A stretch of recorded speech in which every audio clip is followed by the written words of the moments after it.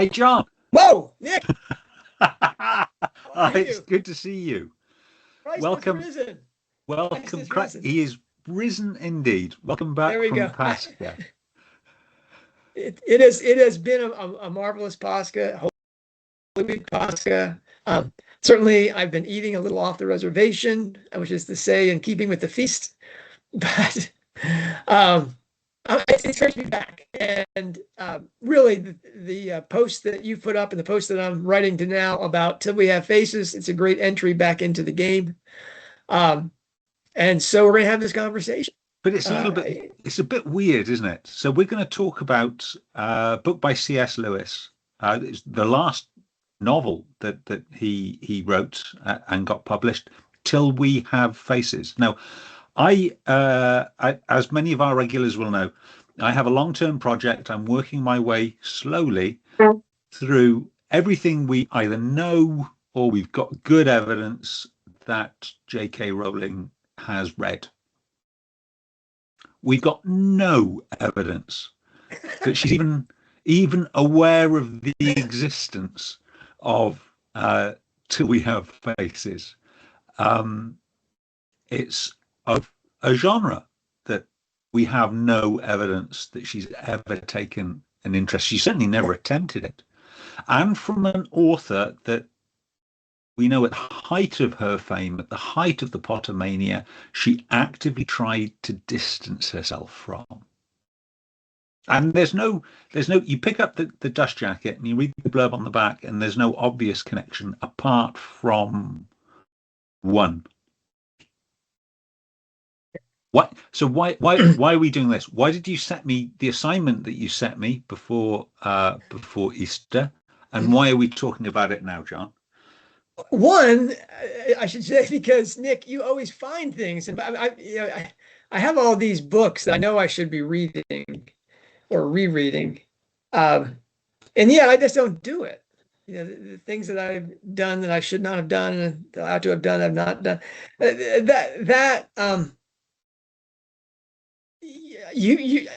This book has been on my um, to read list since 2021 when I came up with the Cupid and Psyche list, because despite what you said about Rowling distancing yourself from C.S. Lewis, there's it's a front and a back thing. At the beginning of Pottermania, and Rowling was compared inevitably and endlessly to Lewis, and especially to the Chronicles of Narnia as the model for her 7-book series. She spoke out with great admiration for Lewis and for the Narniad, down to specifying which book, Voyage of the Dawn Treader, was her favorite. She can't be in the same room with these books without picking one up to read again, etc. Lewis is a genius. I'm not a genius. And then she began we don't really have that much in common, etc., and backpedaling from that.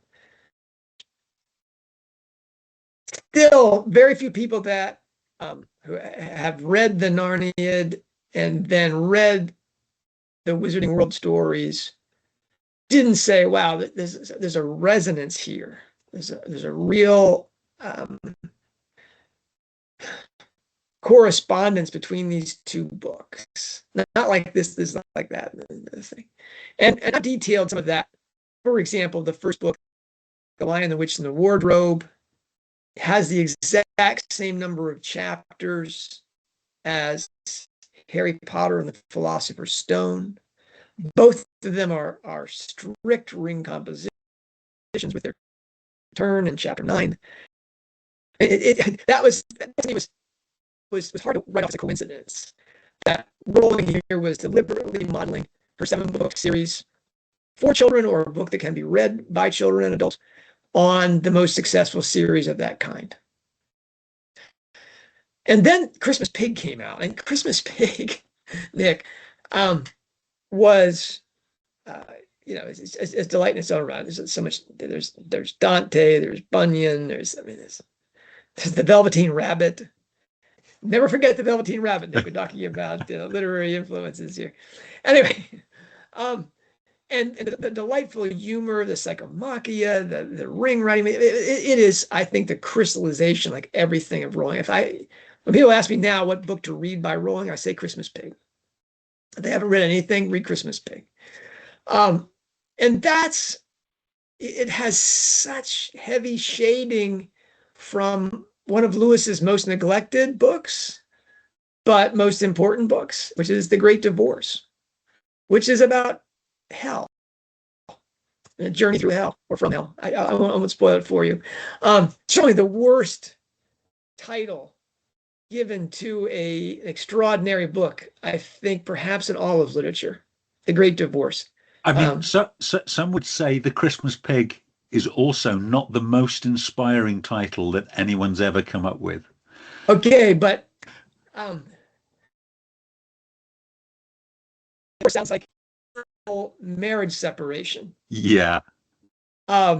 Which I think makes Kramer everybody Kramer. recoil, from it. Just I really want to read about a great divorce. Is there even a good divorce? More or less a great divorce.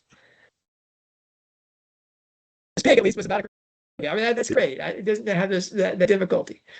But anyway, that you mentioned that there's one thing in common between Till We Have Faces and Rowling's latest venture and her longest continuous venture, which is the Cormoran Strike series. And that is that it's a Cupid and Psyche myth retelling. Now, I say that Cormoran Strike is not really a myth retelling the way that Till We Have Faces is. I mean, Till We Have Faces is such a Cupid and Psyche myth retelling that at the end of the book, the afterword, where I'm sure you went first, Nick, he details, how he changed the myth. It's so much a part of that story. I don't doubt that the Cormoran Strike series was, in addition to Castor and Pollux and Leda and Zeus and Tisiphone and Artemis, it was also Cupid and Psyche in 2021. It's not that obvious, right, Nick? I mean, no. until Rowling tweeted a picture of Psyche Ascendant, then it's obvious. We've always known that. Now that's great. If you don't know Rowling's toolbox, how are you gonna look for that stuff? But the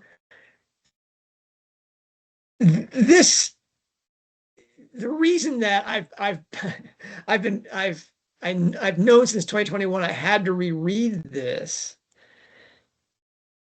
As soon as I doped out The Myth Beneath the Story in Troubled Blood, is that all of C.S. Lewis' toolbox contents are the same things that Rowling has in her shed. Now, there's a story behind this one, Nick. First, here's a shout out to a book, C.S. Lewis on the Final Frontier, also one of the worst titles in history. Science and the Supernatural in the Space Trilogy, one of Lewis's neglected works by Sanford Schwartz at Penn State University. Really a T.S. Eliot scholar, but really a signal contribution to Lewis studies, even to all of literature. Why did I pick up that book? I'm a Space Trilogy fan. I'm a Lewis lover. But I picked that up in 2009, 2010, because I was trying to find confirmation of what I already knew to be true, is that the Space Trilogy was on an alchemical template, that the three books were the three stages of alchemy.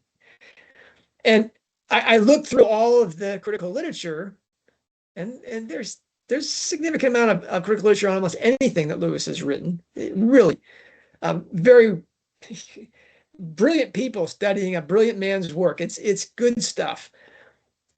But I bought that book, Sanford Schwartz's book, to see if he wrote about literary alchemy inside the things. Now, this is all in the wake of Michael Ward's book, Narnia, which remains, in my humble opinion and limited knowledge, really, the single best book on everything C.S. Lewis. I mean, the man has such a magisterial command of everything that Lewis thought or wrote, that it's mind-boggling. And in that book, he talks about the astrological structure of the Narniad and how Lewis used the logos quality of every planet of the 7 planets as his kappa element, the atmospheric backdrop of every one of the stories. Astrology and alchemy are joined like this.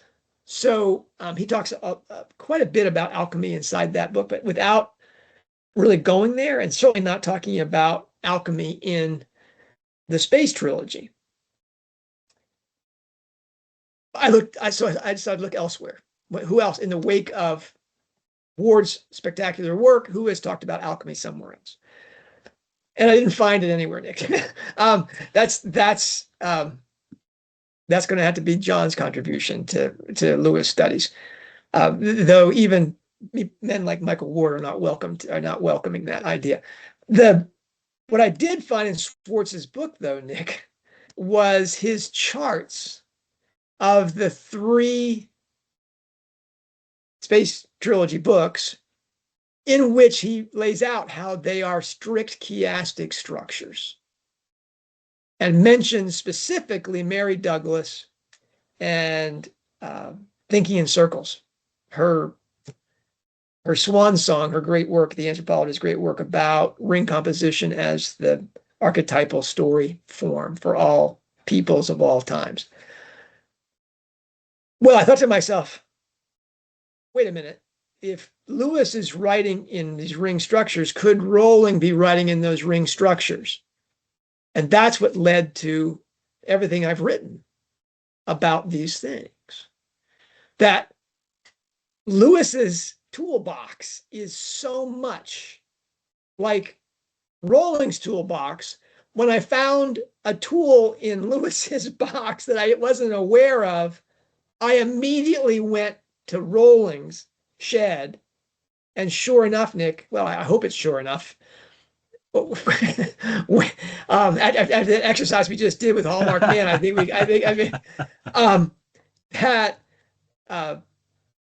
there's such congruence in their artistry that it had to be this way. So here we have Rowling confirming finally that the books have a Cupid and Psyche backdrop. Lewis has written the book which is a Cupid and Psyche retelling. It's time for us to read that book and see if it acts as a template for those books. So Nick, that's why I asked you to do it. And sure enough, people who have read your post, that you as always over-delivered, under-promised, over-delivered. Before we get into that, though, can you give our listeners a quick review of the book's history, Till We Have Faces history? What's the story behind the story? Okay, so this the idea for a retelling of Cupid and Psyche was in C.S. Lewis's mind for a long time. Now, when I say long time, think Tolkien and Middle-earth stretches of time. While he was still an undergraduate, and he didn't describe himself as a prose writer, he was a poet. He was planning this story as epic poetry. And not only was it going to be in a different form, it was going to be to a different effect. So at that time, he was, and it's not even just his pre-Christian days, he was a self-described atheist. Now, in my most doubting times, I've never been so certain of the absence of a divinity to describe myself as an atheist. But that's what he described himself as he was writing this story as poetry. I think you can imagine in his structure, we can assume pretty much stops at part 1. We'll go on to the structure. We'll go on to the structure in a little bit. But despite spending more than 35 years forming this and writing this, it was his last novel published. So it was published in 1956, and that's the same year that the last of the Narniad came out. The Last Battle was also published in 1956. And after that, there were no more novels. This is not his most appreciated work by the wider readership. So you described the Planet trilogy as underappreciated. I think this is far more underappreciated, given it was published at the height of his fame as a children's author. So this is sort of J.K. Rowling's casual vacancy. Oh, well spotted. That's great. And so this is J.K. Rowling could have published a shopping list at that time and it would have sold millions. This did not sell millions. Had a very mixed reception from the critics, but I think the most important critic of all, C.S. Lewis, he calls Till We Have Faces far and away my best book. Also, significantly, it was dedicated to what was to become his wife, Joy Davidman. Now, Joy was an American, a divorcee, struck a great friendship with C.S. Lewis, a great platonic friendship, anterotic relationship. They got married in an anterotic civil partnership. So this was a marriage of convenience. They were each other's best friends. They lived in different houses. The marriage meant that she could remain in the UK, which is where she wanted to live and work. Now, tragically, not tragically, maybe. Yes, tragically, she developed cancer. She became extremely ill. Their relationship blossomed into love. They had, so they'd already had a civil wedding. They had an Anglican wedding. On her deathbed, essentially, she recovered, and they went on to live together as man and wife for some years until the illness returned, and then she died. You should remember. You should mention that it was a miraculous healing. It was, yeah. I mean, a laying on of hands thing, Austin Farrar and company. This, anyway. Yeah, I mean, I don't describe that as her deathbed lightly. That's essentially what she was there to do, was to die. But she did, as you say, miraculously recover.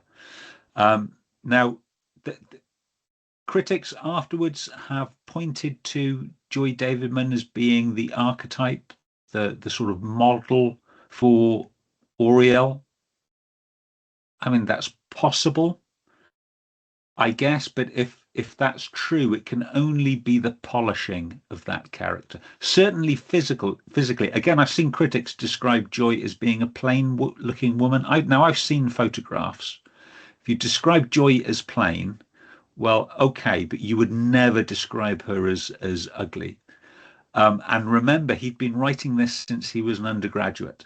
So if that's true, I think it's only the polishing of the character. But the developments in life that Joy had mirror quite well Auriel's developments through part 1 and into part 2. So she was an atheist. She became communist. She found Christianity, and eventually she was a publisher of very popular apologetics, which is how she met C.S. Lewis, was their shared appreciation of each other's work. So it's a remarkable story for a book. It's a remarkable journey, and it's a remarkable book. Just on its own terms, it is well worth reading. And all that background's very interesting. I'm the lake guy, looking at the background of how something happens. That's great, but that's not the reason why I was reading it. The reason is the story. So the story is the connection to Rowling. So, John, I know you're one up on me. You've read this twice now. Can you give Well, us can you give us a summary of the plot points, the structure highlights? And I think it's fair to say, warning to listeners, if you are going to read this in the near future, press pause now. Read the book. John, feel free to spoil for those who remain, because it's the ending really makes the book. just a couple comments on what you just said. One, this was not, I mean, of Lewis's audience, supposedly Tolkien too said this was the best thing he'd ever written. Now that may not be saying much. Tolkien was not a fan of the Narnia, and so his apologetic works also left Tolkien kind of cold as a Vatican I Catholic. But that Tolkien said this was the best thing he ever wrote, and certainly had read everything that Lewis had written. If that's true, that's the remarkable marker. Then there's something that Michael Ward said once at a conference in Arkansas. He asked anybody if they had read Lewis's The Oxford History of the English Language, the 16th century sans drama volume. Big monster of a book from Oxford University Library. Proper academia. Yeah. OUP, right? Yeah. Well, that was some 20 years of his life. Yeah. Writing that book, and very few people have read it. It's not written for hoi polloi. That Don Boulogne, but that or what tous Poulouse, that work, this work I think really is the capstone of what Lewis was after in his fiction. So yeah, this is a big deal. And Nick, I knew you were going to throw this back to me to come up with this. And there's a wonderful plot summary at Wikipedia, but you wrote this up in your post. I mean, why am I going to redo this? I've got this thing right in front of me. All right, I'm gonna forgive me. I've already read Nick's posts. This bears retelling. Till we have faces, a myth retold by C.S. Lewis is a first-person retelling of the Cupid and Psyche myth narrated by Arual. Please help me with the pronunciation of that, Nick. How do you pronounce that? So I'm pronouncing that Orwell. Arual. Yeah, but no, Wow. my opinion has no weight behind it whatsoever. You haven't listened to it. No, You haven't. no. Neither have I. I want to say Aural. Just want to say Aural, but I'll get to that in terms of what the name means. Anyway, Aural is the eldest daughter of the King of Glome, which is a fictional barbarian kingdom. I assume it's almost north of the of Attica. Yeah. On the outskirts, on the periphery of ancient Greece. They talk about the Greek lands, and you assume it's south. Yeah.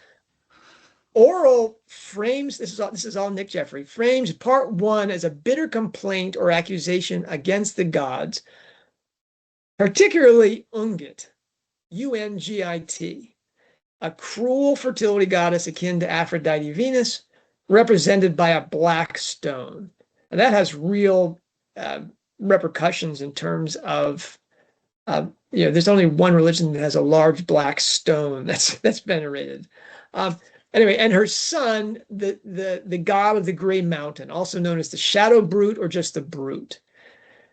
She writes in old age as a queen, claiming the gods have wronged her, especially by taking her beloved half-sister Istra, whom she calls Psyche. The novel is divided into two parts. Part one, which is the bulk of the book, spanning 21 chapters, recounts events from Aural's perspective as she experiences them, portraying her actions as justified love and the gods as unjust. Now, it's specifically justified love for her half-sister Psyche. Part two which Nick qualifies as a short addendum of about 4 chapters. It's actually, page count wise, it's more than the 4 compared to the 21. But yeah, it's definitely the tail end of the book. You get part 2.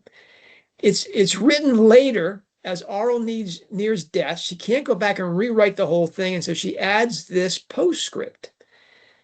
In this part, she gains new insight through dreams, visions, and self-reflection. Yeah, but they're so real, Nick. I mean, Yeah. it's like the experience. These visions are things that where she finally gets her day in court with the gods, and with all the dead. But she realizes in these things how her love was often possessive, jealous, and devouring, much like the accusation that she makes about Ungit. The veil that Auril wears becomes a central symbol. Now, this is Nick Jeffery's interpretation. Initially to hide her, it's good. Initially to hide her ugliness, later as a barrier to truth and self-knowledge. Till we have faces suggests that true self-revelation and honest relationship with gods or others require facing reality without masks or illusions. I'm going to immediately, suffix that, Nick, with as much as that's possible. Now that doesn't do this. No short version of this can do this story justice. I don't know about you, Nick, but when I reread this story, I was absolutely sucked into it. I could do very little else. This is one of the most challenging, demanding, and yet engaging and uplifting books that I've read in a very long time. I really came to the view that this book invites multiple readings. The first time through, 2 or 3 times to really get your grip on what's going on inside the book. Much like a Rowling book always improves on a second and third reading, I think Till We Have Faces will be shown to be what Rowling and Lewis and Tolkien have found it to be. Now, we know for sure, Nick, that Lewis was retelling the Cupid and Psyche myth here. Okay, Lewis and the text, Lewis and his afterword and the text, just make that undeniable. I mean, it's just too many correspondences and the testimonies here. I argued from the text 5 years ago that Rowling-Galbraith was doing something similar, and she suggested strongly by tweet that this was the case. In your post, Nick, you swung for the fences to explore the possibility that Till We Have Faces was a model of sorts for the whole Strike series, that you could literally just see each book in the Strike series in the various chapters of Till We Have Faces. Now, did you establish that or eliminate that possibility? And what were the most interesting connections that you found? Okay, so it is not what I was expecting.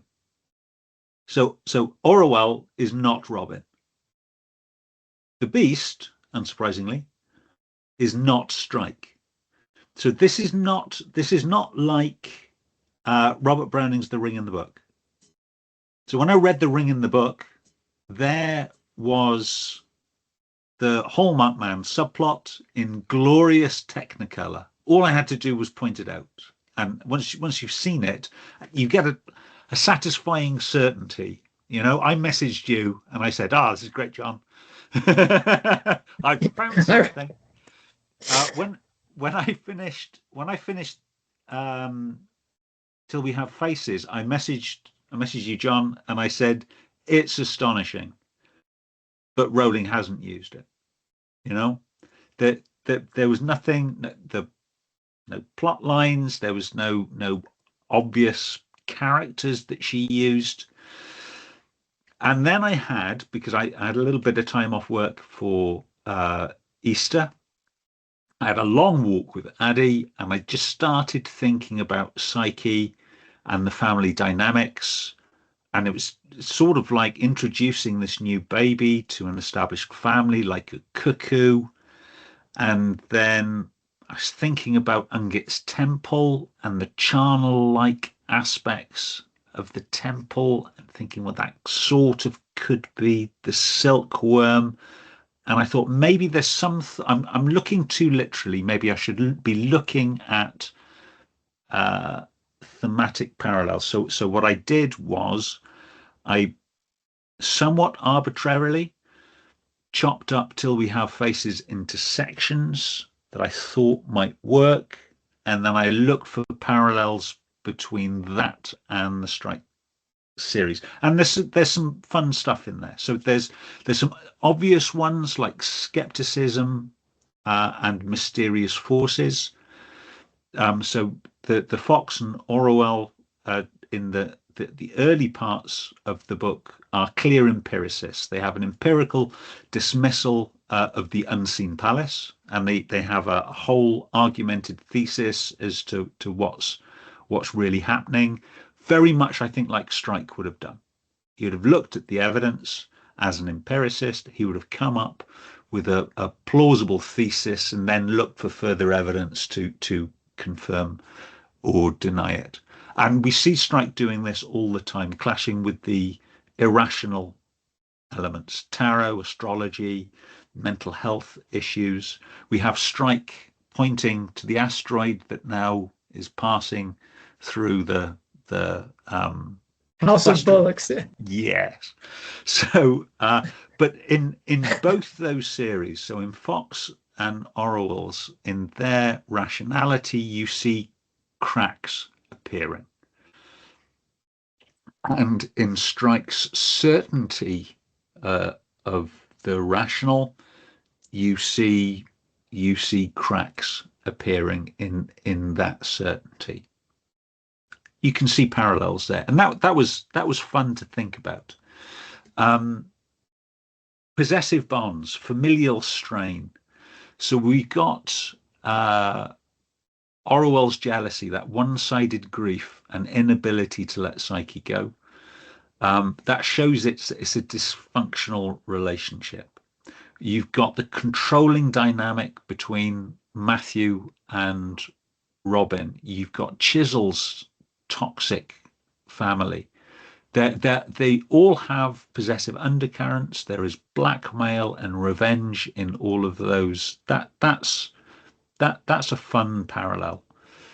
And then you've got that. So one I enjoyed. You've got Orwell demanding proof or exposure of either the mad bandit or the physical god. That demanding exposure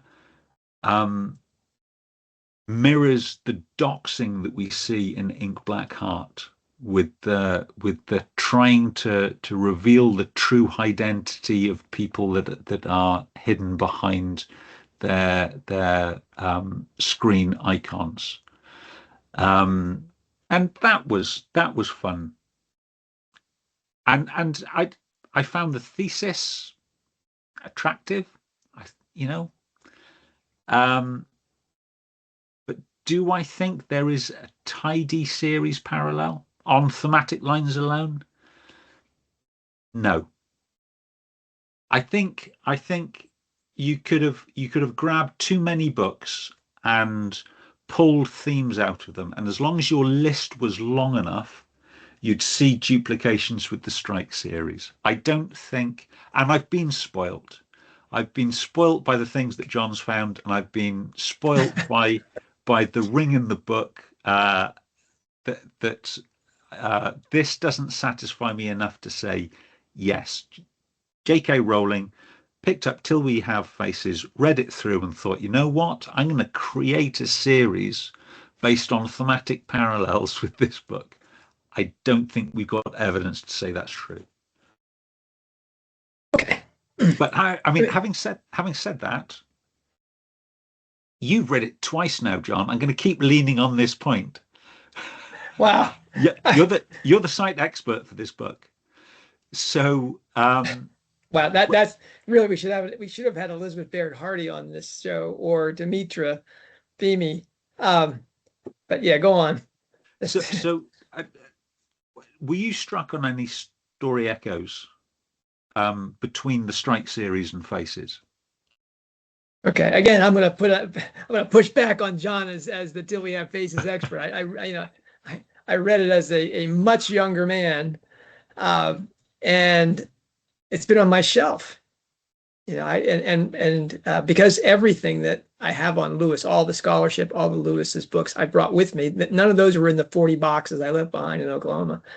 I had it. I was astonished at how few notes there were in the margins on this book. Now it's filled with.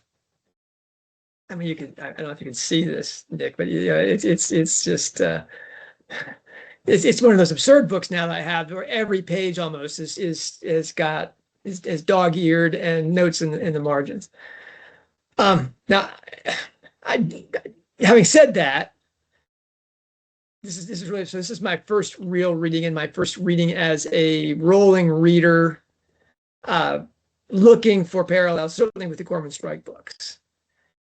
So when I reread it, you'd already told me we'd had some conversations about what you were working on, so I wasn't looking for that at all. Yeah, I confess, Nick, it's Aristotle's great-souled man in the Nicomachean Ethics. He doesn't do anything where he's going to be in second place, and I'm never going to try to follow into your shoes. I don't you're want very to be kind. that guy. Yeah. It's I think McKeon translates megalosuchos as the proud man, so it's not a virtue, Nick. It's anyway. I knew the project you were working on, so I was hit by three things. My post has 7 points in it, really 6 once you say, "Hey, they're about Cupid and Psyche." I was hit by 3 things that triggered my parallel flags to go up. The first is the fun with names that Lewis has. He worked on this for 3 decades plus. Yeah. The names are rich. All right. There's also a mention in a critical chapter, probably the critical chapter, of Artemis and Aphrodite in opposition. And Nick, that was a whoa. Look at this here. And in that same chapter, we get a discussion of the real between Arual and the fox, who we find out later his name is Lysias. Now, that discussion is very much like Rowling's discussion of the real and how you're to know what's real. Oh, well, frequent listeners to these podcasts know that this is John's hobby horse. That I almost named my PhD thesis, discovery or exposition of the real, because of what great emphasis Rowling puts on that. Harry Potter readers will recognize that from the critical scene at King's Cross. Is this real or in my head? Of course it's real, but why would you think it's not in your head? The scene in Troubled Blood, where I think you referenced it, Nick, about the astrology thing about, is it real? Is it not? Of course, none of it's real. None of it's real. Strike in full denial. By the end of the books, he's using, that capacity to perceive the real to solve the story, looking at images that were inspired by an astrologer. And then we get the discussion. We get the wow in Christmas Pig, where the blue bunny says, "You're real" to the boy. You've come down from the most real place to save something that you love. I will be your decoy. I will be your sacrifice, essentially. And that's what saves the blue bunny. The blue bunny is then taken up into the real at that moment. Now, Rowling's thing about the real really has a strong echo in this. But let's go through the names first. First, I want to talk about 4 names that may not seem to have anything in common, Nick. But you've just finished this, really. But there's Arual, and you got to talk about her name. It's the most important one. It's spelled Orual. And you just play with those letters a little bit. The first thing you get, if you look at that, is oral.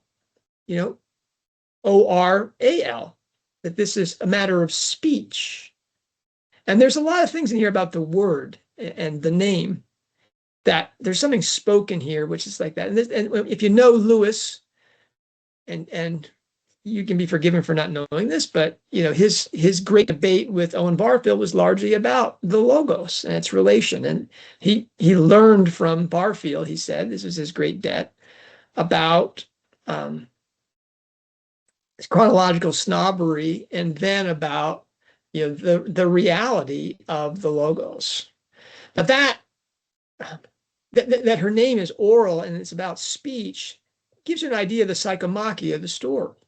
You've got three people inside the story and how they think. You've got Bardia, who's a good soldier, and he's really a captive to stories. He's the bard, right? He's the bard things. It's really what Bardia means, and he's prisoner to stories and narratives and obedient to them. And it's he lives a very full human life inside those narratives by respecting the gods specifically. He's a man of faith.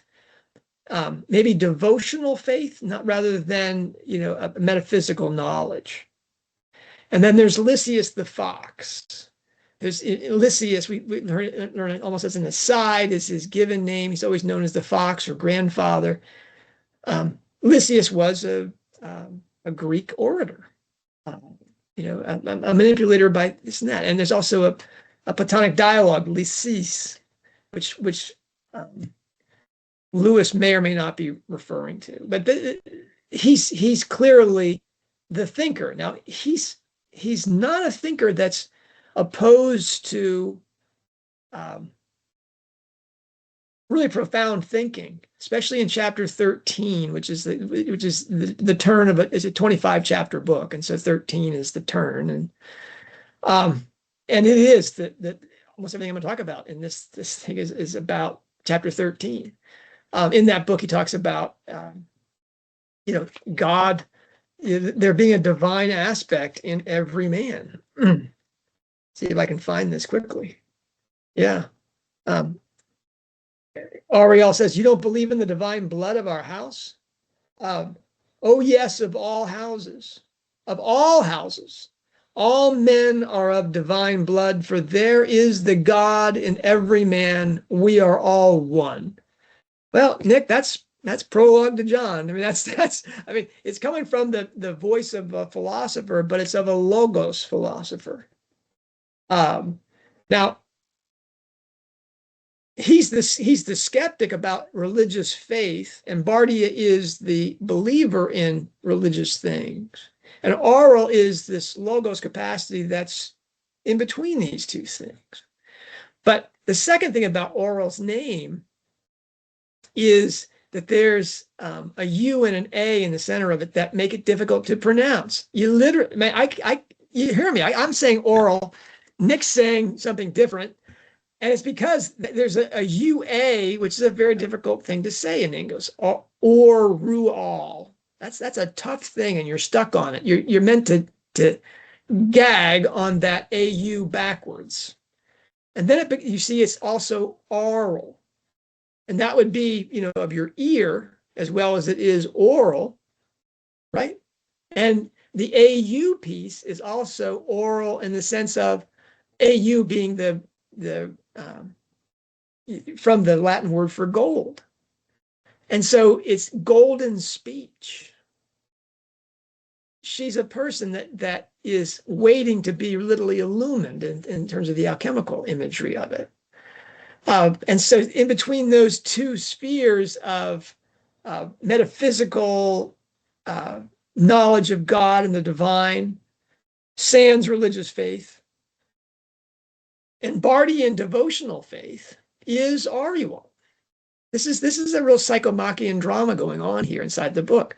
Now there's three other names though that have a similar A-R-A-U-R thing. One of them is Arnom. That's the name of the priest, Nick, right? It's spelled A-R-N-O-M. And you can see that if you take that A-R again as gold, as R, and then Nam is in name. He's gold or enlightenment in name only as this religious figure. He doesn't really have a profound religious experience of it. He hasn't seen the palace. He hasn't seen the brute. He hasn't confronted that thing. He's a nominalist, which is, you know, that is the rule among post-Reformation faiths of almost all kind, is that we live in a nominalist culture. And so we have Arnon as the name of the priest. Then we have Argan, Argan. He's the prince that Ariel has to battle to really win her kingdom. And, you know, again, you have Argon is, Nick, you're the chemist. What is argon if you spell it with an O instead of... Argon is one of the noble gases. Yeah, noble is a word for it, but it's also, what else do you call that kind of gas? It's a light gas. It's a non-reactive gas. Dang, that's it. Argos is from the Greek word for lazy or inactive. Yeah. It's usually called, if not the noble element, is part of the inert gases, because it has a full electron shell. It doesn't do anything, and it permeates everything. It's everywhere. And I think Lewis is saying this is Ar, again, gold, gone. There's no enlightenment here possible at all. This is inert. This is an empty human being. He's lazy and there's no response. And sure enough, he gets his life. Anyway, you need to read that story. That's a great battle scene, is it not, Nick? That's a great scene. Yeah. But when you know what his name means and what Ariel's name means, you see it played out there inside the story. It's a great one. The last name, I don't go through all the names. You know, you could. They all reward this kind of visiting. Is Ansit's name? Ansit is Bardia's wife, her loyal wife, who he marries for beauty. And in the central chapter, Fox says that he's worse than Alcibiades. He's a total prisoner to his wife. That she, you know, there are ugly expressions for this, Nick, but it's to say that he is. We won't repeat here. No, we won't. And we meet Ansit not then at her beauty. You know, she has 8 children. We meet her at the end when she confronts Arual and makes her claim as to how she has ruined her relationship with Bardia, and reveals Arual as someone who has not loved Bardia the way that she always thought she did. Now, so what do you do with Ansit? Ansit, to me, I sat on that one for a long time, Nick, you know, just thinking, what could Ansit mean? And then I just think of Lewis's playfulness. If you take that N, Nick, and you turn it upside down, what do you get? You get a U. Okay.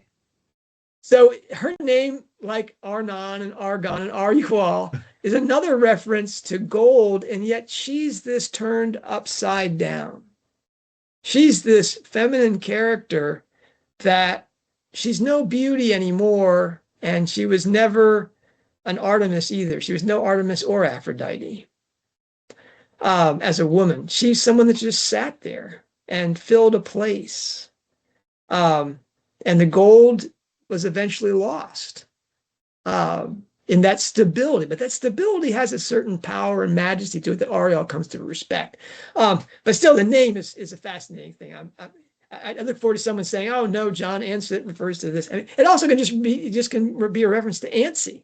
You know, that she's kind of nervous. She's kind of, you know, when you meet her, she's not a lovable character. Yeah. All right. So that's names. And really, once you get into Lewis's names, you can see how Rowling, who loves names, Nick, would just be like, "Oh, these are great. You know, this is a wonderful thing." Then in that same chapter, in my book, it's page 148. There's this. Fox is yelling at Arual, "Daughter, daughter, you are transported beyond all reason and nature," which are his gods. "Do you know what it is there's 1 part love in your heart and 5 parts anger and 7 parts pride. The gods know I love Psyche too, and you know it. You know I love her as well as you do. It's a bitter grief that our child, because they really see themselves as sort of the mother and father to Psyche, our very Artemis and Aphrodite all in one, should live a beggar's life and lie in a beggar's arm. Well, Nick, when the Artemis and Aphrodite reference, I was like, whoa, because really the psychomachia that Rowling is writing is about the conflict in Strike between Artemis, who is the well, she's a celibate woman, but she's a woman who can't have children or doesn't have children, and is an avenger, is an agent of justice in the world, and particularly a defender of women and children. With Aphrodite, who is Charlotte, is this kind of scattered, mad woman whose child is Eros and and demands adoration.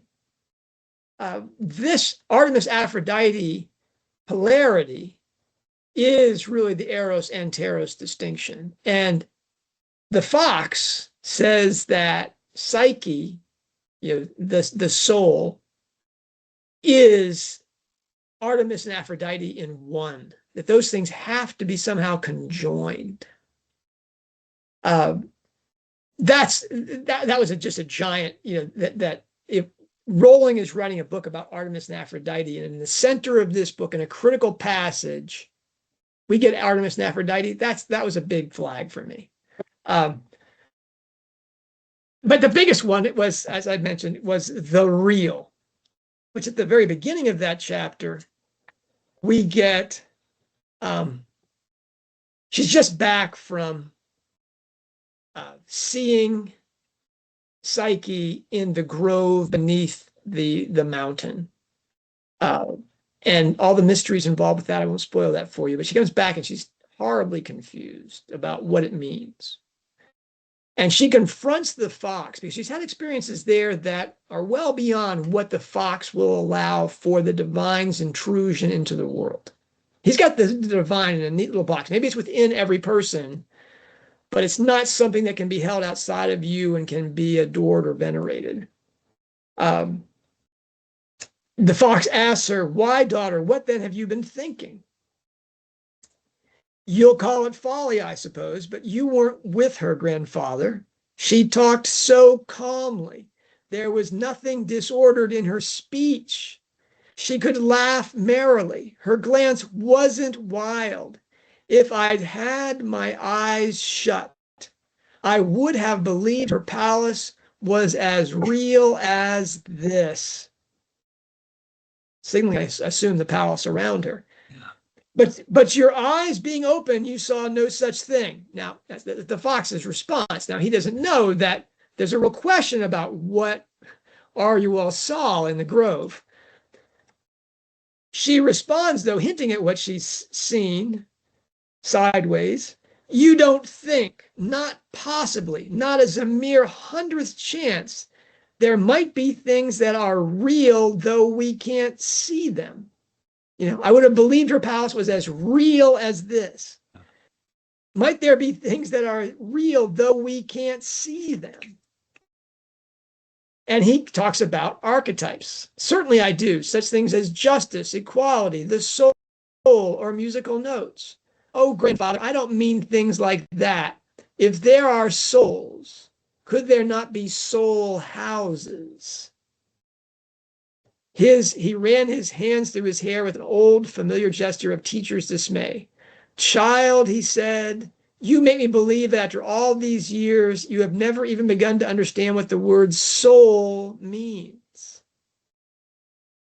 I know well enough what you mean by it, grandfather, but do you, even you, know all?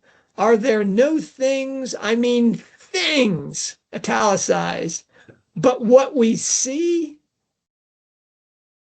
Anyway, that conversation about the real leads to the critical decision, which Psyche makes on her own at the end of that chapter, about how she is going to confront Psyche in the Grove on her second visit.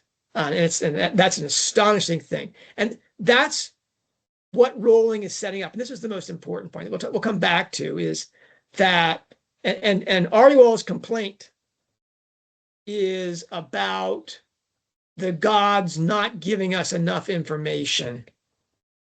You know, that there's a riddle they set up and they don't give us enough exposure to the right answer to be able to make a decision about how to think about them. Basically, do they exist or do they not really exist? And it's a devotional exercise that's edifying or socially beneficial.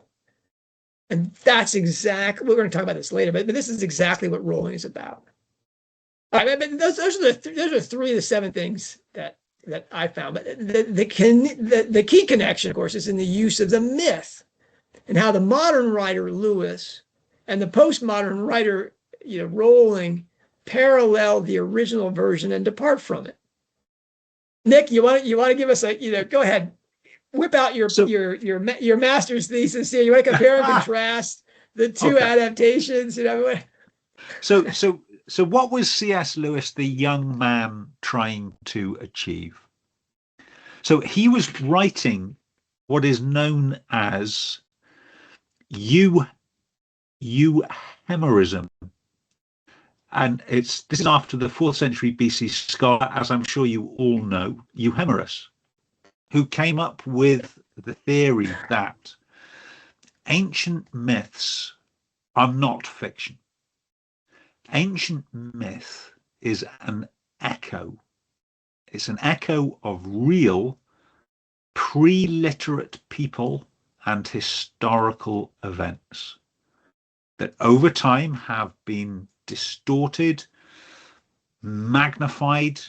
People, events, and personages have become exaggerated and given divine status over generations. So, and I say this is not a new theory, but it was quite fashionable in sort of the Edwardian era, the years shortly after the end of the First World War, and this is what Lewis was trying to write, again, originally in epic verse. I'd love to have read that version, honestly, just to contrast it with the wonderful novel that we've got, which is why we have this cast of characters in this rustic pre-literate state on the outskirts, the very edges of the Greek world.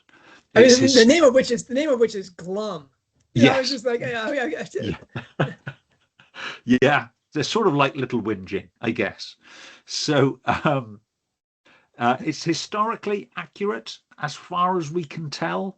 The political structures, the methods of worship in pre-literate Grecian Near East seem to be accurate, but of course that changed very quickly. So while that was the springboard and the setting is historical, Lewis uses it in its final incarnation as a vehicle for theological and psychological allegory. So it moves beyond. He's come from gods were once men theory to explore complex themes of human frailty, the human fallenness, divine grace, and the struggle to perceive spiritual truth. This is psychomachia in its most obvious. It is the progression of the soul, the improvement of the soul. Robert Galbraith. So the relationship between Cormoran Strike and Robin Ellicott has been described by such eminent scholars as Dr. John Granger.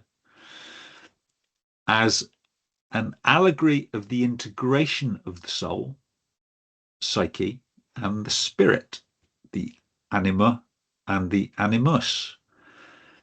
You said that, I know you put that in your post, Yeah. but really I lean more on the soul and the spirit interpretation that lings in the traditionalist use, rather than the Jungian language of anima and animus. Okay. Which is not quite, I mean, they're actually quite distinct things. I mean, the animus, those things are still both conscious and subconscious rather than super conscious things. And the spiritual thing is quite clearly a super conscious reality. Anyway, just okay. Let me dive in there today. but of course, if we can, can, the Jungian camp, I'm not in the Jungian camp. I can say you can read it that way. That's the debate. That's the debate that we're getting. But I don't. I mean, that's not my. I don't take that position. But if we're gonna compare the two, we have Till We Have Faces is clearly psychomachia. Cormoran Strike is more than likely psychomachia, to be proven, I guess, in the last two novels of the books, if that pays off. But it's certainly all points are going in that direction.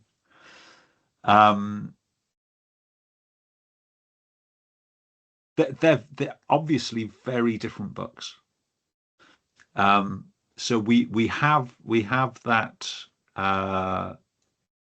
historical men to gods idea moving into a spiritual allegory, and we have a hard-boiled detective story with Cupid and Psyche certainly as allegorical themes, and a book that is moving through that improvement, perfection of the soul in a similar kind of way, but in a very different medium. But I mean, you mentioned alchemy earlier, and we've been talking about alchemy before Pascha, and in the post that I know you're writing, Rowling seems to want to foster a debate within and among her readers about how best to understand, specifically, how to understand a work specifically between a psychological or a spiritual interpretation. I think she's mentioned that about the King's Cross, Dumbledore, that she wanted to create a debate among her readers, and that seems to be on Lewis's agenda too. There are enough reversals. There's enough where it spins you upside down in Lewis for, I would imagine, some readers to think, well, there she's delusional, that's what's really happening, or there she's fooling herself, this is what's really happening. Am I right, or am I crazy? No, you're Nick. You're always right in these things. I want to come back to that, because you said so much in there that, we rush onto this thing. We're not going to. We're going to have some back and forth a little bit about this. This school of writing that Lewis is supposedly writing within, about how myth is an evolutionary, process over time. It becomes, this, what's actually where human beings become gods, et cetera, become archetypal figures for people to reflect on and such in story. He mocks that just flat out by, in the 21st chapter of the part 1, where she meets, a priest in the forest who is acting out the Cupid and Psyche myth ritually. And telling the story as it seems the gods want it to be told, and how we have it from Apuleius. Now and she's enraged by it. How dare you take my story and my experience and break it down into this nonsensical version. Where the sisters are monsters, and both the sisters are on the same level in terms of their relationship with Psyche. And so that's why that was her at the end of part one. You find out really why she resolved to write all of part one. And then you find out it's reversed again in part two, that the God's version of the story is exactly correct. That the story as told about the jealous sisters is exactly where we were. Though Ariel, as she lived it, didn't experience herself as a jealous sister at all. That she just didn't understand how, Psyche, what the brute says to her, you also will be Psyche. The key passage. Anyway, so yeah, that's great. I would add that, that as you said, the first book is an in-your-face retelling of the myth. I would say the second one, Rowling is using it much more like a Shakespearean psychomachian thing. I mean, really, the psychomachia of Till We Have Faces, with Lysias as reason and metaphysical knowledge, and Bardia as devotional faith, and Ariel as this noetic capacity, this logos within you that's able to be illumined. But she's golden speech, incipient. That's pretty much in your face. That's an allegorical psychomachian drama. In Cormoran Strike, you get psychomachian elements. You have a psychologist named Prudence without saying, "Oh, there, check that box." That's right out of that's Pilgrim's Progress here. Here comes Prudence, the psychologist. But that it's more background coloration. Not until soul and spirit finally come together in the end, either in death or in life, are we really going to get that delivery. So far, each one of them is soul and spirit to the other. Each one is soul to the spirit of the other, and in conflict about it as they pursue that enlightenment together. It's why we have golden rings, Nick. This is about that illumination or enlightenment in the other. All right, back to this. The answer to your question about the debate, yeah, I mean, this Michael Ward, there he is. Michael, I love him. He's a difficult Englishman. He's a cold fish, but by gosh, does he know Lewis? I mean, there's simply no better book. If you have to have one book on your shelf about what Lewis wrote, this would be it. I think, even though it's specifically about the Narnia, it really covers almost everything that Lewis wrote. And here's, I'm going to read, this is in my post, but I'm going to read this relatively long passage about the debate, or what Lewis is about in his writing. And I think we could say, in a sense, that what Rowling-Galbraith is about in her writing is very similar. No, she's not a Christian apologist.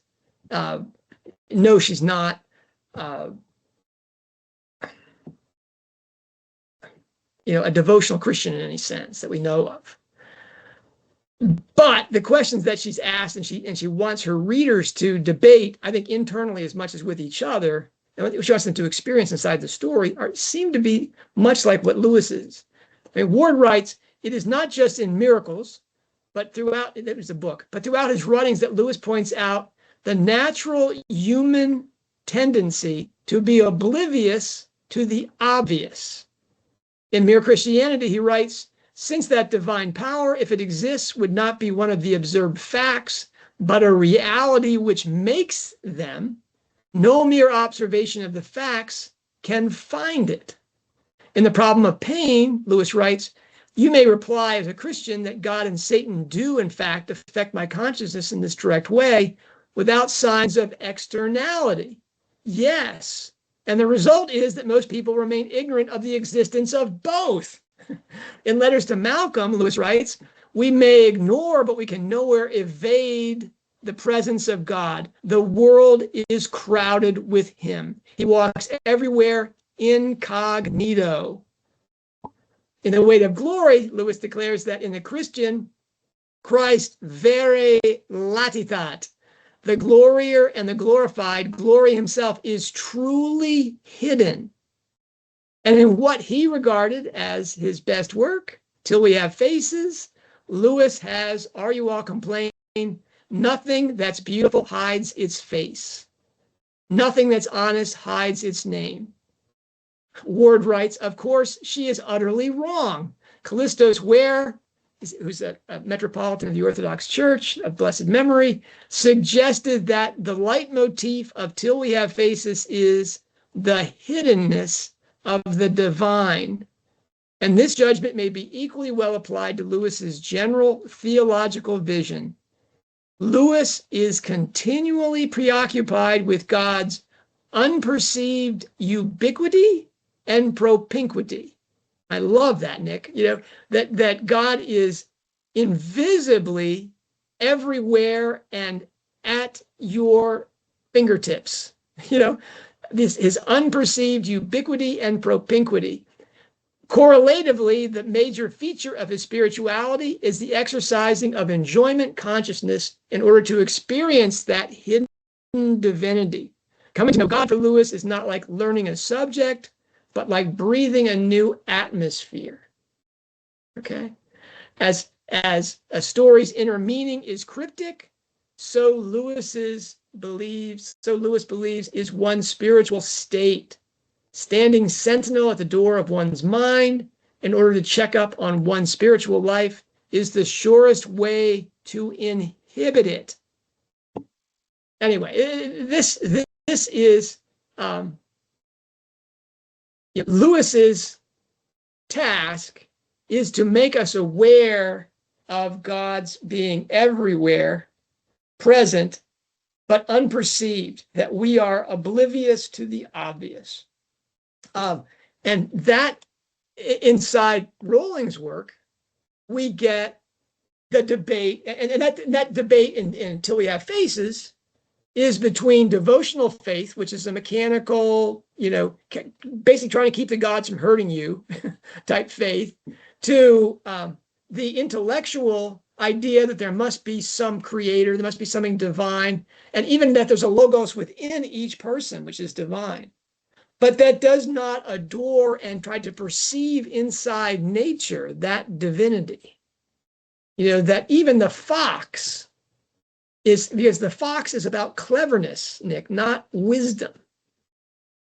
Are you all, when she goes into the grove in pursuit to do the divine services, to help bury her sister, when she goes to do the right thing, a la Antigone, that's when she has her visions and her experiences of this liminal world in which the God, specifically the God of love, and I think clearly here the brute is meant to be Christ, right, Nick? Who calls her, that she too will be Psyche. She too will go through these stages and will be brought to this love of that God. So really, what Lewis is after is to make us less oblivious to the obvious ubiquity and propinquity of God.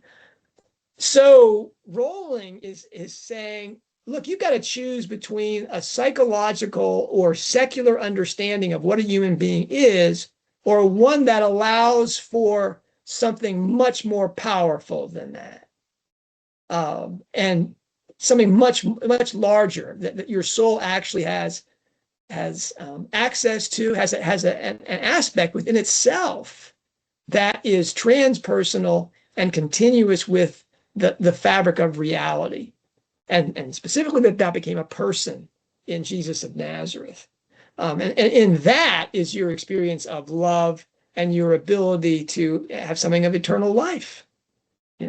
That's to put it. People are going to say that's to force Rowling into a Christian camp. Nick, you can make a lot of accusations about, my relationship with J.K. Rowling, but I don't think you can ever say I've forced her into the Christian camp. She, I think, is simply saying to her readers, you're having these imaginative experiences which are transpersonal. You have to allow for transpersonal capacity within you and a transpersonal reality for which that faculty is designed. And if you don't allow for that, then what are you left with? You're left with animus and anima rather than soul and spirit. So anyway, there's you can read my post. There's more in there on that.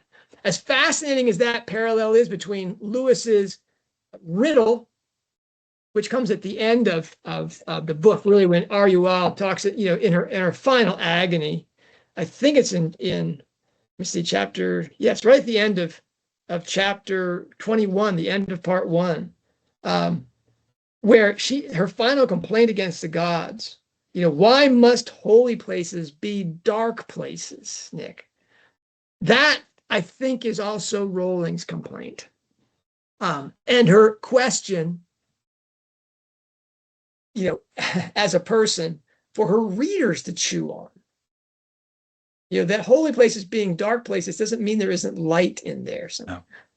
All right. As fascinating as that parallel is, Nick, in terms of, what the two authors are after, I think the structural one is not only,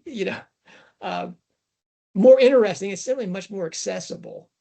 What do you make of Face's two parts in our conversations about how the 10-book series seems to be playing out? Okay, so structurally, it's always been a bit of a puzzle, because using the Harry Potter parallels, which seems popular, everyone's looking for things and finding things, and it seems to have merit. That stopped a book ago. That stopped after Strike 7. So we have Strike 8, 9, and 10 left. We've got Strike 8, which is all about bridges. My argument, that is the bridge between the 7-book series and the 3-book series. What that's going to be, what it's going to look like, we don't know. But if you look at the 7-3 ratio, we can't be sure, John. We can't be sure. Although some of us have got a track record of being right on these things, but time will tell. But that 7-3 ratio, it's really tempting to look at that part 1, part 2 ratio of pages. And it's seems to have a similar kind of structure. You've got a self-contained part 1 that, if Lewis had ended it at part 1, would have fitted quite well, we think, with his earliest idea for what that novel was going to achieve. And then he's got a part 2 at the end of it that turns everything upside down. I mean, it's such a thrilling read. But you do feel like you've spun a couple of times when you're reading it. And it's really tempting to think that's exactly what Rowling is doing with the Strike series. So are these going to be an upending of our assumptions of what's actually happening and what the dynamics have been in books 1 to 7? It's tempting to think so. I mean, we almost stand alone on this, Nick. Together, we stand together on this, but we stand almost alone in Strike fandom and thinking that, unlike all of our friends who think that, we've seen the last of Charlotte again. Charlotte's not going to be here again. We won't. Oh no! The entire book is about her family. I think commentators, very clever people that I both know and love, have been saying, well, that's the last we're going to see of Charlotte now for at least 4 books. Yeah, I think it's quite clear that Charlotte, the whole relationship with Charlotte, the Artemis and Aphrodite conflict within Strike, Eros and Teros, is not resolved. Certainly, he in this book he tried to pursue Robin erotically for what, more than half the book. Yeah. Almost, maybe I should say almost exactly half the book. And only when he returns to himself, to Siphonie, and in pursuit of Artemis, do they come together. We're getting, Nancaro information that we didn't get before about Leda and the family. Serious, but most importantly, we have all of those characters: Dino Lancaster, Sasha Lagarde, Valentine Lancaster, Tara of the 47 Names. That they're coming back, Nick. This is going to be I think that we're right, that the last 3 books are going to be a trilogy. And all those people that are frustrated and saying that, oh, Hallmark Man is the worst book of all the books, and on and on and on, they just don't get it. They don't see that this book is the first part of the trilogy, that no one will read that book ever again as a standalone. They'll read it as people read Half-Blood Prince in the Harry Potter books. I mean, very few people say that Half-Blood Prince is their favorite book of the Harry Potter novels. Yeah. But if you say that Deathly Hallows is your favorite book, be one of those people. I mean, how can you say that if you don't have, Half-Blood Prince? I mean, it doesn't make sense at all. The reason why it's so good is because of all that's gone before. Yeah, that's right. And that 7-book series is such a tight ring. That first 7 books. Now, people again that we both admire and that I think have a better eye for correspondences between novels than I will ever have, Nick, have argued at length that the part 2 in Lethal White refers to the beginning of another ring. There's going to be a second ring that began there. And so that's that you're going to have the beginning, the end of the first ring, and you also have the beginning of the second ring and all those correspondences. And I can't say I understand it. I can't say I've given it much close study. I think it's what we said at the time when Lethal White came out, that actually, the part 2 at the halfway point of Lethal White, when there was no part 1 in Lethal White, was a reference to the fact that we started again at the beginning, that beginning of part 2 was very much like the beginning of Cuckoo's Calling. and so there we had our perfect split, and then we had our 7-book locked on structure. And then we get Hallmark Man, book 8, and it's very odd. Now Ed Shardlow, I'll be posting his Lions book, his Lions book, his Lions post about lions and Hallmark Man, and I hope I'll be posting soon his book on the correspondences with the Ichabod. That's a fascinating thing to be talking about. But right now, I think the best reading of Hallmark Man is as the necessary novel to set up the next 2 books in the series. Without them, we're not going to get the Nancaro revelations. We're not going to get the Charlotte revelations. And yes, I do think that she was murdered. As just how ridiculous we've been told we are for thinking that. That seems to me, why we're having all this Charlotte information bleeding into the rest of the things. Did we say bleeding? Sorry, Nick. So yeah, that's Till We Have Faces. You get the first 21 chapters of remarkably engaging, satisfying, uplifting, really challenging. It's not an unhappy woman. It's an unhappy woman throughout the thing. And then we get the last 4 chapters in which everything we thought we knew, we didn't know. That the narrative misdirection from the first person thing that we get in Harry Potter, we see here in spades. We've been totally deceived by this woman in her own narrative deception. She's totally bought into her own ideas of herself, which the gods mercilessly and mercifully at the same time have robbed her of those narratives. So I'm hoping the same thing will happen to us in the second part, the trilogy, the remnant trilogy of the series, that we're going to get that thing.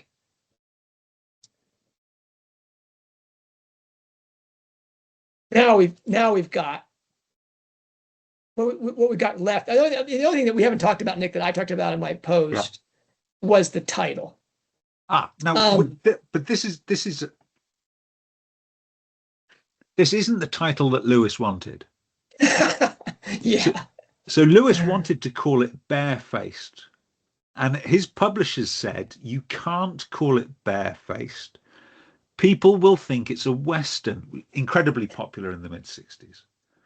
And Lewis said, what's the problem with that? People like Westerns. And the publisher said, yes, but what they'll do is they'll buy the book and then they'll bring the book back and then they'll complain and then they won't buy any more of our books. So he was forced to look for a different title. And he got this from, this is a piece of dialogue, right? This is one of the key bits of dialogue at the end of the book.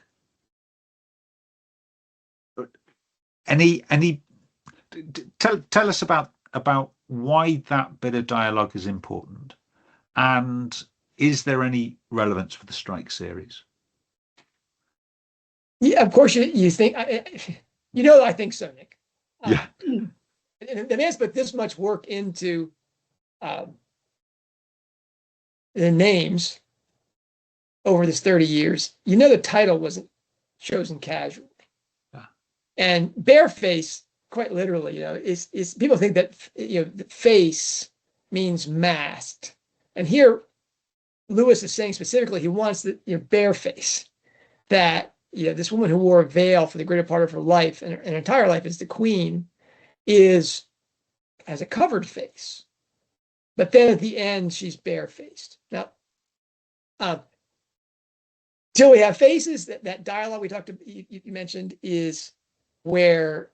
And you correct me on this, I'm doing this from memory. Ariel says, how can we expect to speak to the gods face to face till we have faces? Yes. Meaning that until we have this. Now, that may just seem mysterious because Nick, it's a very rare person that doesn't have a face. May not have a beautiful face, but every person seems to have a face, unless there's been some horrific accident. Everyone has a face. But what he's after with the face idea and its relevance to Strike, you need to know a little Greek. I mean, this thing is set above Greek. We go back and forth between Gloomian language and Greek language. And then there's Christian language. And Nick, the Greek word for face is the same as there. I mean, there's the Greek word for face is their word for person. What makes you a human being? Okay, and this is a very different way than we talk about a face. When we talk about face, all we're talking about is which direction you're pointed, how you're facing, or what face you've put on it, which is to say a mask you've put on it. But to the Greeks, this is quite different. That their idea of the entire human person is in the word prosopon. And prosopon, which is the word pros is opposite, and opon is a reference to the eyes of another. Okay, so you have to be facing another person to be a person. You don't. I mean, the Greek word for individual person is idios. Depending on how you aspirate that, it can be hideos or just idios. And we get the words hideous and idiot from that thing. The Greeks understand that the individual person, well, I mean, I think it's Aristotle that says that the person who lives outside the city, community, is either a monster or a god. It's not a human person. It's not a human being. It's how we stand in relationship to other people that makes us a human being. And that's our face, our presence, our person, our countenance, our standing. Now, how important eyes are, Nick. You're talking about standing opposite the eyes of another person. You've read my stuff on the seven eyes of Deathly Hallows, and really everything about that book is about floating eyeballs. Here we're getting in Lewis's work, Till We Have Faces, the whole idea of what a person is. Now, and that word isn't a word that Lewis, who is both a person who reads Greek with some proficiency, and it was a close reader of the New Testament. I mean, the word prosopon appears 77 times in the New Testament. This is not a small thing, and it's a distinction about a person versus either an animal. It's sort of like anthropos and aner or andros is, the distinction between a man as an animal and a man, a mensch, prosopon is a person in their fullness, who they are, what they throw up there. So until we have that face, until we have really, we represent, when the veil comes off, as it does finally for Arguel, and she stands barefaced, there's the implication that she's become some kind of beauty, isn't there, Nick? Yeah. Yes. Yes. I don't. That she not explicit, but sort of glowing with the grace. Yeah, and there's no revulsion. No. That people have, that they seem to have had before. I mean, when her father marches her up to a mirror, which again is that Coleridgean thing, is that's all knowledge, is where the subject and object elide, like as they do in a mirror. And she sees herself, and she sees this ugly person, that no man will want as a wife. And so she remains veiled forever as the queen. That when that person is unveiled in the end, she has finally become Psyche, in its fullness. She has come to see in the eyes of another who she really is. And that other is, I think, the eyes of God, is omniscient, seeing her as she truly is. For all of her failings, she is a loving person that has lived a sacrificial life. And now she has come in humility and obedience before the gods and pleaded her case and been exposed as she is. She stands barefaced, and she's received as such. Really, it's a magnificent theophany through psychology and storytelling. I can see why Lewis considered this to be the capstone of everything that he'd written as a writer of fiction. Really, I think we're united in strongly recommending this book for anyone. I mean, whether you're a fan of Robert Galbraith, J.K. Rowling, or not, whether you're interested in allegory and classical myth, whether you're interested in psychomachia or the structure of story, or you just like a good book. This is one of those books. It's one of those books that I think everyone will enjoy.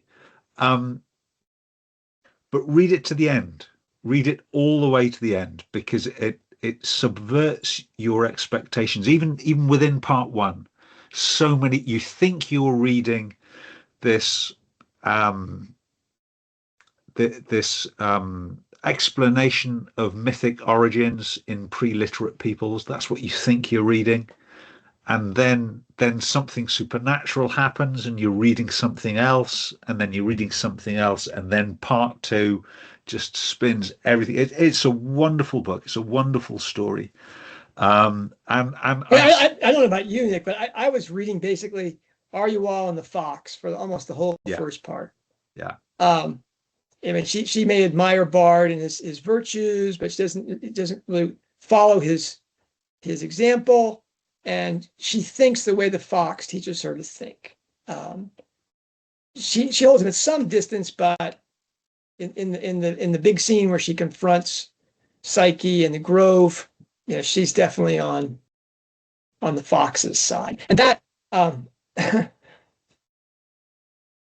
wow, I to say yes, that the book is for people it's not for devotional Christians only. Far from it. In fact, the book is about the challenges of basically all thinking people in the modern and postmodern eras.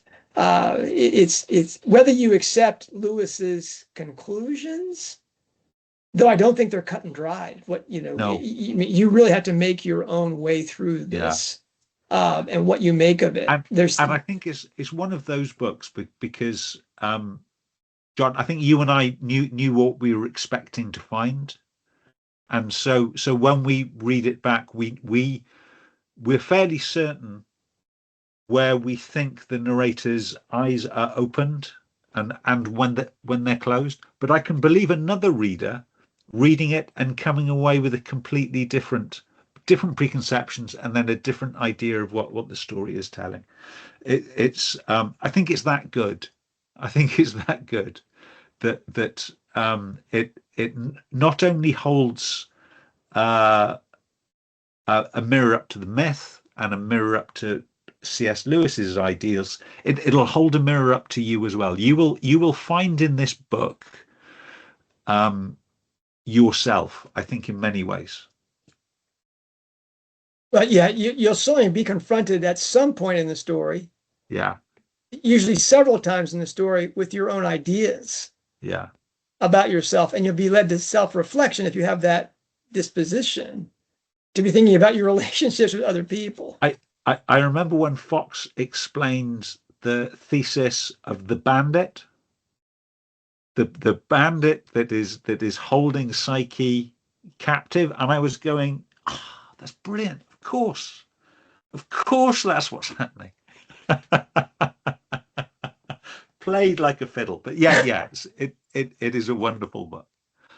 Yeah, so wrap this up. I mean, we're as usual. We're long here, but I want to say, I want to do a tally here quickly about all the things that would rank as correspondences between Lewis and Rowling,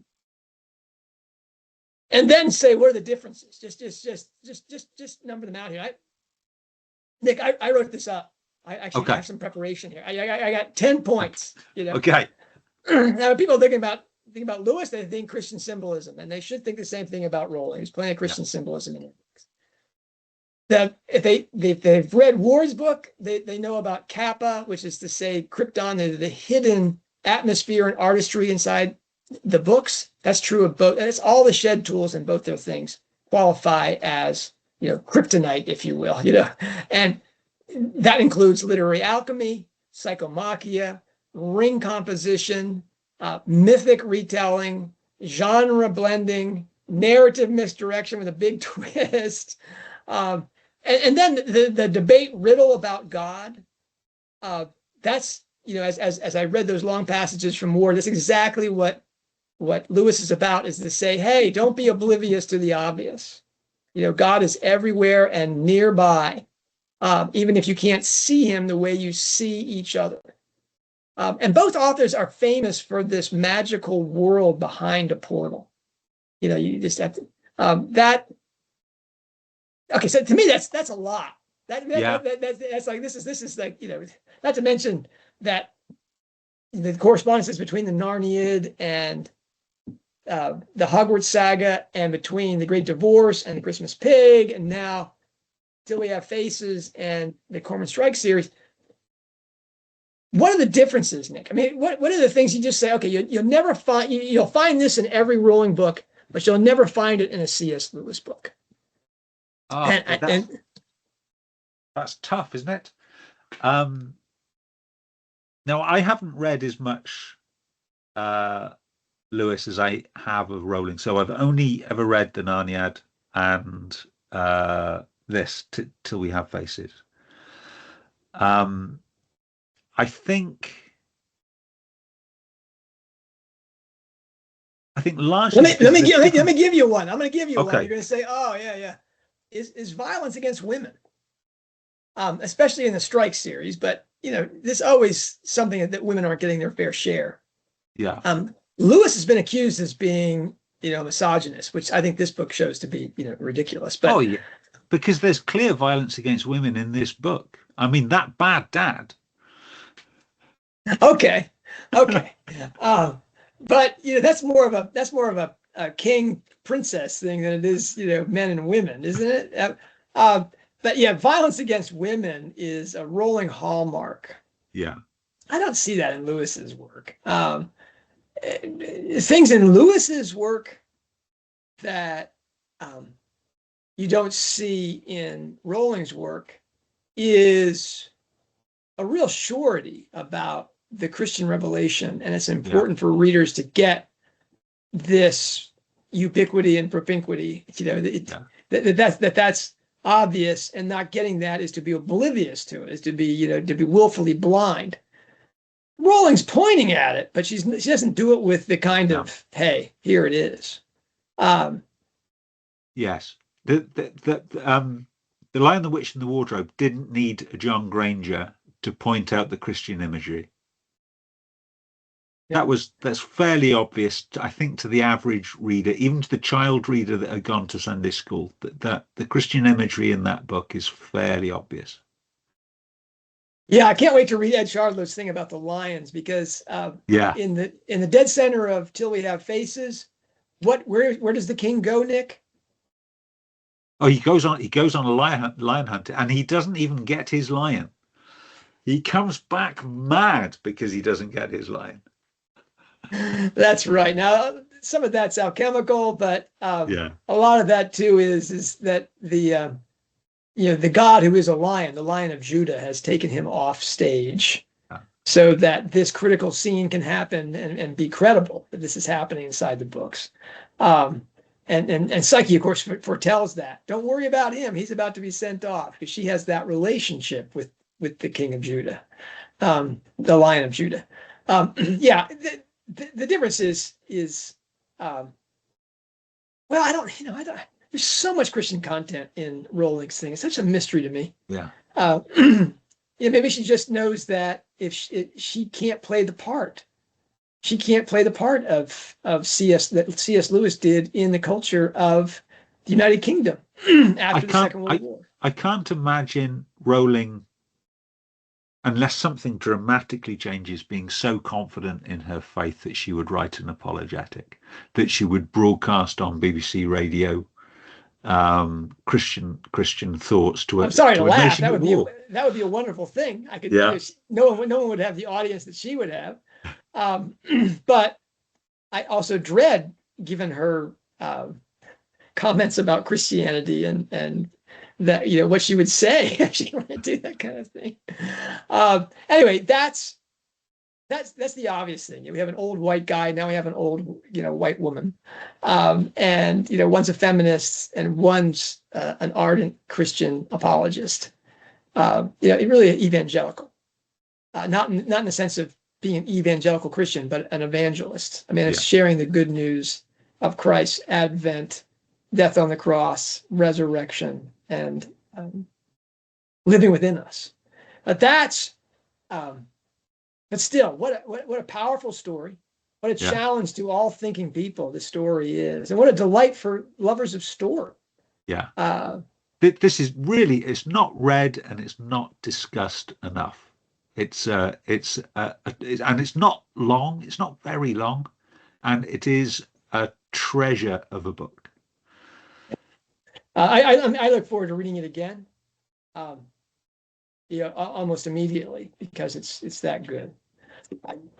So Till We Have Faces, get yourself a copy. Let us know what you think in the comments down below. I'll have plenty of links down there.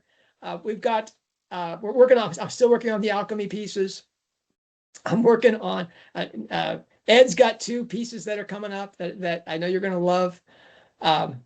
Oh, by the way, for paid subscribers, I'm doing one for everybody, but I'm writing a book, Nick. I'm writing the Harry Potter for grown-ups, and I'm writing a book that is going to be just on Philosopher's Stone, where we talk about all the things we've learned about Rowling in the 4th generation across all of her books that will really open up the meaning of her first book in Philosopher's Stone. And I'm going to do it chapter by chapter, probably one a month up until the time the book comes out at Christmas time.